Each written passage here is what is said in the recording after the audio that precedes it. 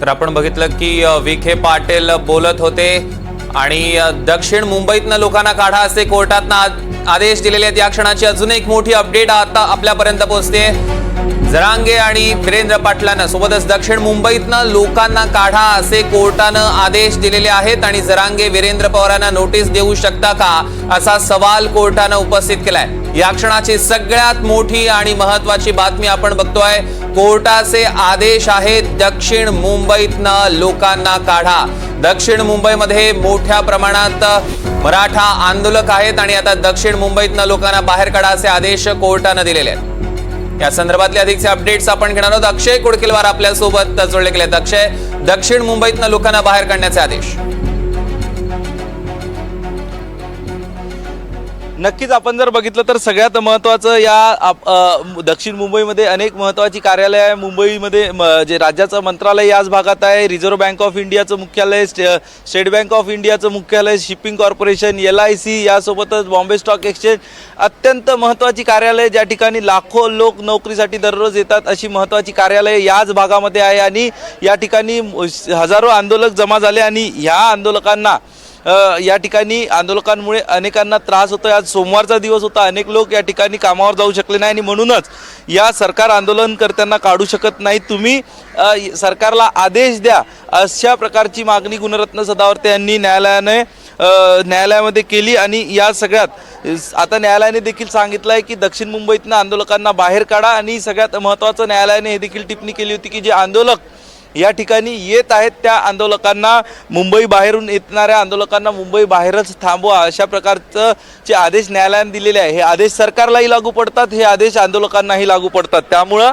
नेमकं आता काय या सगळ्या संदर्भात या न्यायालयाच्या सुनावणीनंतर सरकार नेमकं काय भूमिका घेतं हे बघणं महत्त्वाचं ठरणार आहे। या सगळ्यात आता कशा पद्धतीनं हजारोच्या संख्येनं हे आंदोलक दक्षिण मुंबईमध्ये आहे। एकही ठिकाण असं सुटलेलं नाही की ज्या ठिकाणी आंदोलक नाही। आपण बघतोय की आंदोलकांनी सकाळी Bombay stock exchange Bombay stock एक्सचेंजमध्ये घुसण्याचा प्रयत्न केला। ताज हॉटेलमध्ये देखील हे आंदोलक जमा झाले होते। क्रिकेट क्लब ऑफ इंडियाच्या स्टेडियम बाहेर देखील आंदोलक जमा झाले होते। त्यामुळं या सगळ्या आंदोलकांना मुंबईच्या दक्षिण मुंबई बाहेर काढा, अर्थातच दक्षिण मुंबई बाहेर काढा म्हणजे सरकारला या आंदोलकांची पर्यायी व्यवस्था देखील करावी लागणार का हे देखील स्पष्ट होणं गरजेचं आहे। या आंदोलकांना दक्षिण मुंबईतनं बाहेर काढा, जेवढ्या आंदोलकांना परवानगी आझाद मैदानावरती दिली आहे तेवढेच आंदोलक आझाद मैदानावर ठेवा असा आदेश न्यायालयाने दिलेला आहे। त्यामुळं या सगळ्यात आता पुढची भूमिका सरकारची काय आहे, कारण सरकार तर थेट कारवाई देखील करू असं सांगत होतं न्यायालयासमोर की आम्हाला आदेश द्या, न्यायालयाने आदेश जर दिले तर आम्ही कारवाई देखील करू असं सरकार सांगत होतं। मात्र न्यायालयाने या सगळ्या संदर्भातल्या निर्णय जो आहे न्यायालयाचा राखीव ठेवलेला आहे। उद्या पुन्हा दुपारी 3 वाजता या सगळ्या याची सुनावणी ठेवलेली आहे। आंदोलकांच्या माध्यमातून ब्रेबॉन आणि ब्रेबॉन स्टेडियम आणि वानखेडे स्टेडियमची मागणी केली होती। ही मागणी देखील न्यायालयाने हास्यास्पद वाटत न्यायालयाने प्रतिप्रश्न केला की तुम्ही कशी मागणी करता हे तुम्हाला कळतंय का? ऐतिहासिक स्टेडियम तुम्ही आंदोलनासाठी का मागता?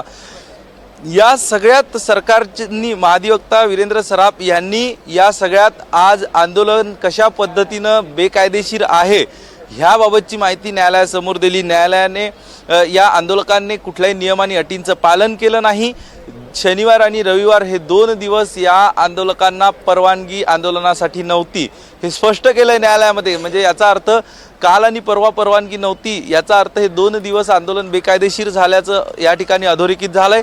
6 वाजतानंतर आंदोलनाला परवानगी 6 वाजेपर्यंतचीच आहे, मग 6 वाजतानंतर यांनी मैदान खाली का केलं नाही असं स्वतः सरकार म्हणतंय। आणि सरकार जर कारवाईची परवानगी आदेश मागतंय न्यायालयाकडनं तर कुठेतरी एकीकडे सरकार चर्चा करतंय, मनोज जरांगे पाटील यांची मनधरणी करण्याचा प्रयत्न करतंय, दुसरीकडे सरकारचे वकील न्यायालयामध्ये कारवाई करण्याचे आदेश मागतंय। या सगळ्यावरनं आता सरकारची भूमिका देखील स्पष्ट होते। आणि सगळ्यात महत्त्वाचं सौरव आपण जर म्हटलं तर सरकारची भूमिका नाही तर सरकारची हतबलता यामध्ये दिसून येते। कारण सरकार मनोज जरांगे पाटील यांच्या मागण्या पूर्ण करू शकत नाही, कारण कायदेशीर त्यामध्ये अनेक अडचणी आहे असं सरकार सांगतायत। दुसरीकडे सरकार या आंदोलकांवर कारवाई करू शकत नाही, सरकार त्यासाठी न्यायालयाचा आदेश मागतंय। त्यामुळे सरकारची देखील आंदोलनाबाबत हतबलता दिसून येते। अनेक आंदोलन मुंबईमध्ये इतरत्र विखुरलेले आहे, पसरलेले आहे, ज्या आंदोलकांच्या माध्यमातून काही आंदोलकांच्या माध्यमातून धुमाकूळ घातला जातोय, हुल्लडबाजी केली जाते आणि त्यामुळं मनोज जरांगे पाटील यांचं संपूर्ण आंदोलनाला गालबोट लागतंय, आंदोलन बदनाम होतंय. काल देखील आपण बघितलं की मनोज जरांगे यांच्या माध्यमातून ज्यावेळी मनोज जरांगे हे मुंबईमध्ये पोहोचले त्यावेळी मुंबईच्या फ्रीवेवर मोठ्या प्रमाणात वाहतूक कोंडी झाली होती. स्वतः मनोज जरांगे यांनी आंदोलकांना सूचना केल्या की मुंबईकरांना वेठीस धरू नका, आपल्याला मुंबई जाम करायची होती ती आपण करून दाखवली. ह्यानंतर मुंबईची वाहतूक सुरळीत झाली. कालपासनं मनोज जरांगे पाटील, आपण स्वतः मनोज जरांगे यांची प्रतिक्रिया घेतली, त्यांना प्रश्न विचारलं, त्यावेळी देखील मनोज जरांगे यांनी हीच भूमिका सांगितली होती की आंदोलकांना तुम्ही मुंबईकरांना त्रास देऊ नका. मात्र असं असलं तरी मुंबईकरांना याचा त्रास होतोय. आज सोमवारचा दिवस आहे आणि त्यात आता मनोज जरांगे यांना देखील कमालीचा अशक्तपणा जाणवते. त्यामुळं मनोज जरांगे पाटील हे आंदोलक आता वकील आणि मनोज जरांगे पाटील यांच्यात नेमकी काय चर्चा होतात आणि त्या आंदोलकांना काय सूचना देतात हे बघणंही महत्त्वाचं ठरणार आहे. कारण जी सहानुभूती गेली 2 दिवस या आंदोलकांना मिळत होती, ही सहानुभूती मुंबईकरांची काहीशी कमी होताना दिसते आणि याला कारणीभूत ठरते काही हुल्लडबाज आंदोलक. एकीकडे रस्त्यावरती आंघोळी केल्या जातात, मुंबई महानगरपालिकेबाहेरचा रस्ता अडवून धरला जातो, कचऱ्याच्या गाड्या आतमध्ये येऊ देत नाही. त्यासोबतच मरीन ड्राईव्ह परिसरामध्ये जे टेट्रापॉड टाकलेले आहेत त्यावरती खाली उतरून समुद्रात आंघोळीचे प्रकार, ह्या सगळ्या बाबी निदर्शनास आल्या. सरकार देखील आणि पोलीस यंत्रणेवरचा ताण देखील वाढत आहेत. सरकारने तर न्यायालयामध्ये सांगितलं की जाणीवपूर्वक हे या संपूर्ण सणांच्या काळात प्लॅनिंग करून हे आंदोलन केलं जातं आहे असं सरकारने स्वतः न्यायालयामध्ये सांगितलं आहे. आणि यावरूनच आता ह्या आंदोलनाबाबत काही महत्त्वाचे प्रश्न उपस्थित होतात आणि ह्यासाठीच या आंदोलनाची पुन्हा एकदा योग्य दिशा ठरवण्याची आणि योग्य सूचना आंदोलकांना देण्याची वेळ मनोज जरांगे पाटील यांच्यावरती आली आहे. सरकारकडे जी संविधानिक त्यांचं अधिकार होता उपोषण करणं, त्याला सरकारने परवानगी दिली, मात्र संपूर्ण मुंबई वेठीस धरली जाऊ शकत नाही. यासाठी असं देखील न्यायालयाने सांगितलेलं आहे.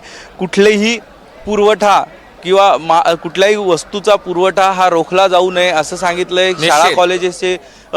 शाळा कॉलेजेसला कुठल्याही प्रकारचा व्यत्यय येणार नाही हे देखील न्यायालयाने सांगितलेलं आहे. त्यामुळं एकूण न्यायालयाने देखील आंदोलकांना फटकारलं असं म्हटलं तर वावगं ठरणार नाही. आता सरकार, आंदोलक या दोघांनाही काही कठोर आणि ठोस भूमिका घेणं गरजेचं आहे.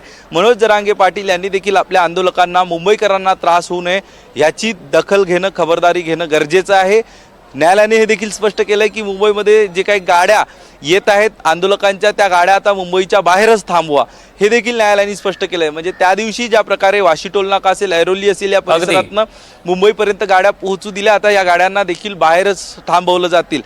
आंदोलक हुल्लडबाजी करतायत, आंदोलकांच्या माध्यमातून गैरकृत्य केले जात आहेत हे आपण म्हणत नाही. हे संपूर्ण सरकारची भूमिका मांडणारे महाधिवक्ता वीरेंद्र सराफ यांनी न्यायालयामध्ये सांगितलेलं आहे. त्यामुळं